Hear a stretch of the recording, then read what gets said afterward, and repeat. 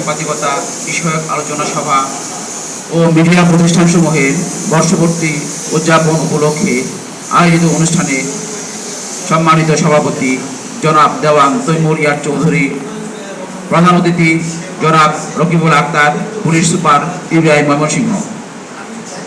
আরও উপস্থিত আছেন বিশেষ অতিথি হিসাবে জনাব আব্দুল্লাহ আল নোমান, কেন্দ্রীয় সভাপতি United Journalist Society of Bangladesh, জনাব আলহাজ সাইফুল ইসলাম, কেন্দ্রীয় মহাসচিব United Journalist Society of Bangladesh, জনাব মোহাম্মদ মহিবুল্লাহ সুহেল, প্রেসিডিয়াম সদস্য United Journalist Society of Bangladesh, জনাব মোহাম্মদ শফিকুল বাশার, সম্পাদক ও প্রকাশক, জাতীয় দৈনিক ভোরের অপেক্ষা।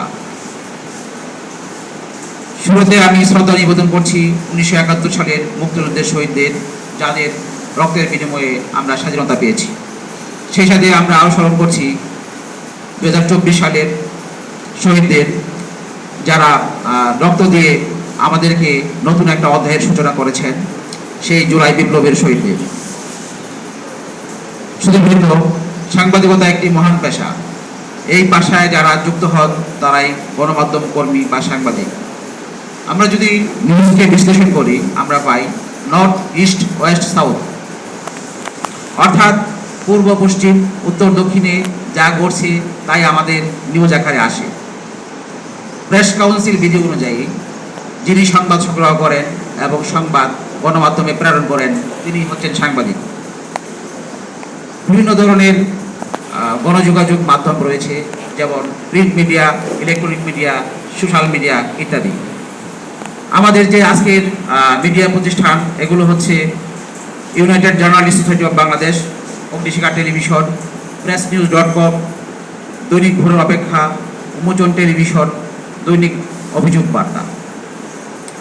এগুলো হচ্ছে গণমাধ্যম প্রতিষ্ঠান। রাষ্ট্রে গণমাধ্যম একটি গুরুত্বপূর্ণ অংশ। গণমাধ্যমে সাংবাদিকরা রাষ্ট্রের চতুর্থ স্তম্ভ।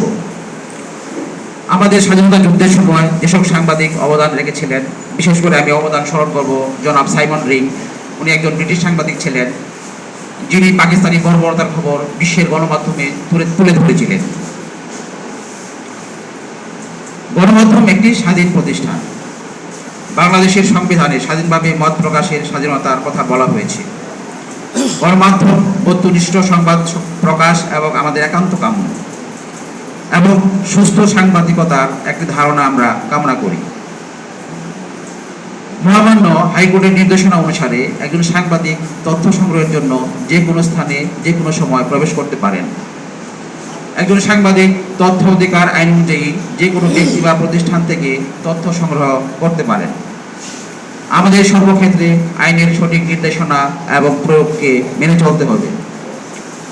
সাংবাদিকদের অনুসন্ধানী রিপোর্টিং একটি গুরুত্বপূর্ণ অংশ। অনেক সময় এই অনুসন্ধানী রিপোর্টিং বিচার কার্যে এবং প্রকৃত সত্য উদ্ঘাটনে গুরুত্বপূর্ণ অবদান রাখে। আমাদের সম্মানিত প্রধান অতিথি বলে গেলেন যে আপনাদের যে রিপোর্টিংগুলো, এগুলো আমাদের অনেক সময় সহায়ক হয়। ময়মনসিংহ পিবিআই উনি পুলিশ সুপার হিসেবে কর্মরত রয়েছেন, এবং ওনাদের সংবাদগুলো আমরা প্রকাশ করি, এবং উনি সংবাদ সম্মেলনের মাধ্যমে অনেক ক্লুলেস মামলার তদন্ত উদ্ঘাটন করেন, এবং এগুলো সংবাদপত্রের মাধ্যমে প্রকাশিত হয়। সেই ক্ষেত্রে আমাদের ইউনিভার্সিটির বড় ভাই জনাব রকিবুল আক্তার, উনি কর্মরত আছেন দীর্ঘদিন ধরে, এবং আমি আশা করেছিলাম যে ওনাকে নিয়ে একটি প্রোগ্রাম করব, এবং সেই আশা আমার পুরো হয়েছে। এই জন্য আমি নিজেকে অধন্য মনে করছি। এবং এই অনুষ্ঠানে আমাদের বড় ভাই রকিবুল আক্তার উনি এসেছেন, সময় দিয়েছেন, এবং এই জন্য আমি তার কৃতজ্ঞতা প্রকাশ করছি।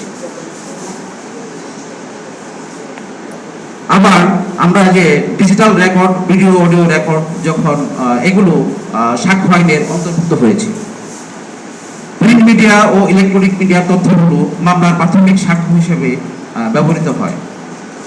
আপনারা জানেন যে আমরা পত্রিকায় যে নিউজগুলো প্রকাশ করি, এগুলো হচ্ছে প্রাইমারি এভিডেন্স বা প্রাথমিক সাক্ষ্য, যেগুলো আদালতে বিচার কার্যে সহায়ক হিসেবে ব্যবহৃত হচ্ছে। তাই সাংবাদিকরা তদন্ত কার্যে এবং ন্যায় বিচার কার্যে গুরুত্বপূর্ণ অবদান রাখতে পারেন। সাংবাদিক সুরক্ষা আইন প্রণয়ন করা প্রয়োজন।